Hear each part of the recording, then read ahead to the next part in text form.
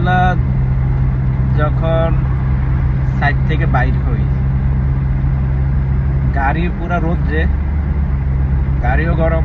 এর তো 2 মিনিট হয়েছে, সাইডের ভিতরে কিন্তু কোনো শরীরে গাম বার হইব না। রোদ্র থাকুক দুবাইতে, গাম নাই। যখন আপনি শ্যামার ভিতরে আসবেন তখন এর শরীরে ট্যাপটেপে গাম বাইর হবে।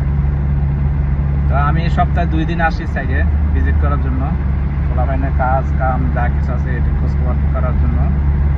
আজকে 50 আপ টেম্পারেচার।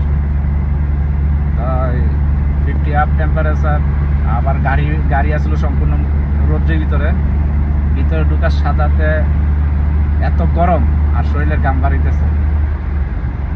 আর কোম্পানির লোক যারা আছে তাদের অনেক ধন্যবাদ জানাই।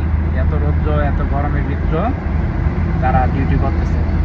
আলহামদুলিল্লাহ সবার শরীর স্বাস্থ্য ভালো আছে, সবারই টেক কেয়ার করি সব দিকে, খানা থাকা কাজের গোড়া সব কিছু এখন টেক কেয়ার করতেছে। আগেও করছি এখনও করতেছি, তবে এই বছর একটু বেশি দিতেছি টেক কেয়ার করতে, কারণ এই বছর গরম বেশি।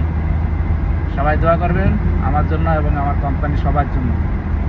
আর আমরা প্রবাসে যারা আছি, বিশেষ করে মিডল ইস্টে যারা আছি, তাদের জন্য স্পেশালভাবে আপনারা দোয়া করবেন।